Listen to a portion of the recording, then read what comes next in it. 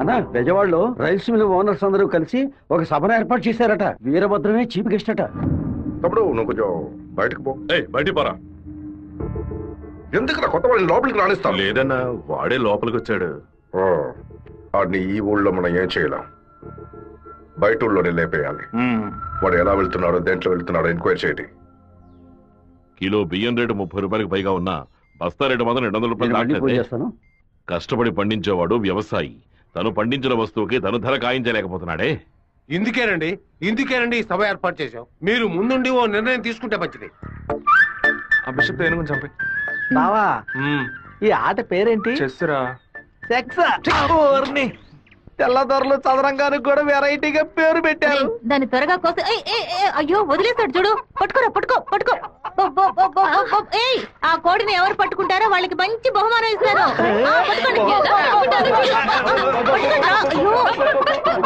చూస్తారంటే పట్టుకోండి. ఏ ఫారం కోడి ఏంటి నాటుకోవడం జరుగుతున్నావా?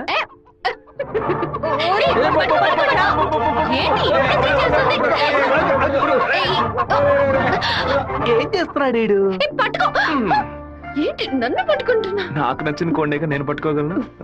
అరే బావా అయ్యగారు పైన ఉన్నారు, కోడిని చూసి పట్టుకో.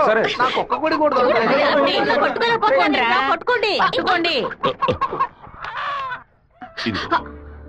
నువ్వే పట్టుకున్నానని చెప్పు.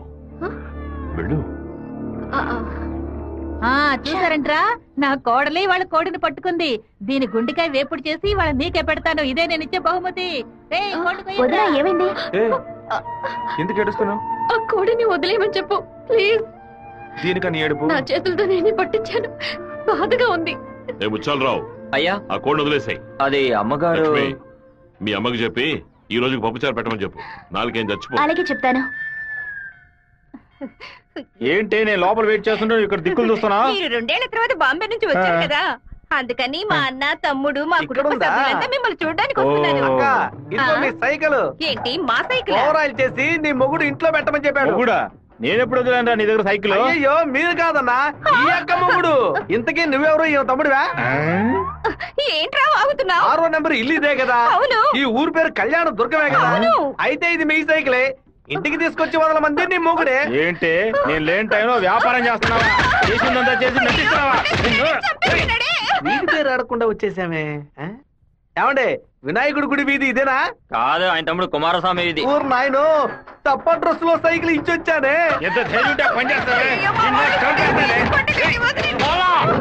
చెల్లిని ఎందుకు కొడుతున్నావు?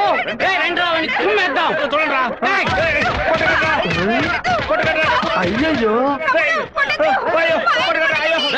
బంధువులు పక్కన దొరుకుతారా? మనోళ్ళందరూ కొడుతున్నారా? చూస్తున్నారు. త్వరగా రండిరా, త్వరగా రండి.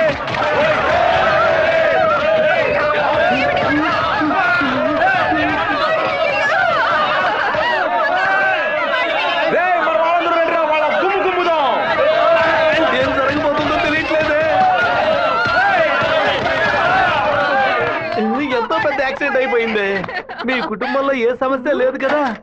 ఒక్క సైకిల్ తో మొత్తం ఊరిని నాశనం చేసావు కదరా దుర్మార్గుడా.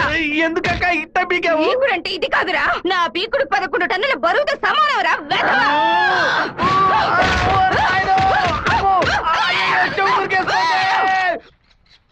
వాడిని మన జిల్లాలో లేపేయకూడదు. కడప దగ్గర లారీని ఏర్పాటు చేయండి. వాడు వేస్తున్న బండిని గుద్ది ముక్కలు చేయండి. ఏ గ్రూప్ చేస్తుంది? నంద్యాల వెంకట్రావు గ్రూప్ అన్న. పని పూర్తి అయితే ఒక ఏరియా ఇస్తానని చెప్పు. సంపాదించుకోలేనా? చెప్పయ్యా. విషయం ఏమిటో తెలియదు, ఇక్కడ చాలా హడావుడిగా ఉంది. అయ్యగారు బెదవాడ వెళ్ళటం వీడికి తెలిసింది అనుకుంటాను. నాన్న వెళ్ళే తీరాలా? క్యాన్సిల్ చేయలేవా?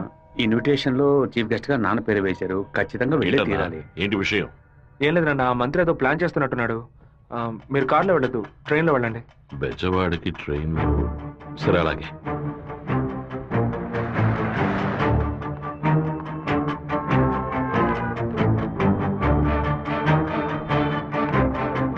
హలో మినిస్టర్ గారు ఇల్లా? అవును. మీరు అనుకున్నట్టు వీరభద్రం కారులో వెళ్ళట్లేదు, ట్రైన్ లో వెళ్తున్నాడు. నువ్వెవరో చెప్పావు?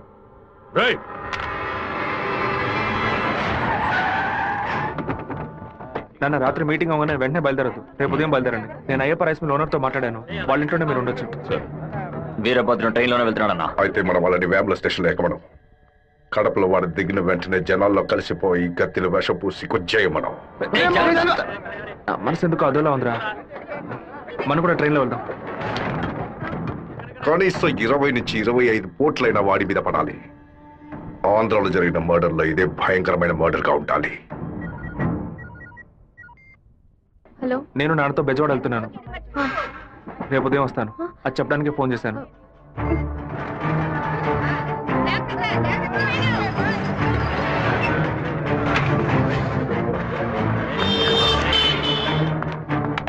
చెప్పమ్మా. వీరభద్రం ట్రైన్ లో వెళ్ళట్లేదు, కార్లోనే వెళ్తున్నాడు. ఎవరు నేను అబద్ధం చెప్పాను. ఎక్కడి నుంచి మాట్లాడుతున్నావు చెప్పు. Hello hello hello. రే శివ, వాళ్ళు రాజశేఖర మనుషులు రా. ఎక్కండి రా. నువ్వు వెళ్ళి వాళ్ళు ఏ కోచ్లో ఎక్కుతున్నారో చూడు. నాన్న ట్రైన్లో వెళ్తున్న విషయం వాళ్ళకైనా తెలిసింది. నువ్వు వెళ్ళి చివరి కోచ్లో ముందు కోచ్లో ఉండు. ఇటువైపు ఎవరు వచ్చినా నాకు వెంటనే. అలాగే ఆ వీరభద్ర ఏ కోచ్లో ఉన్నాడో వెళ్ళి చూసిరా. వెళ్ళనా?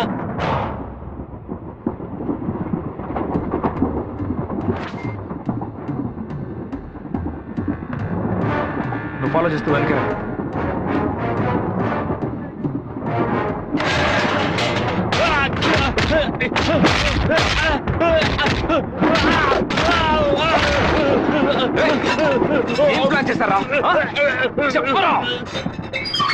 కడప స్టేషన్ లో ఏదో ప్లాన్ చేసినట్టున్నారా?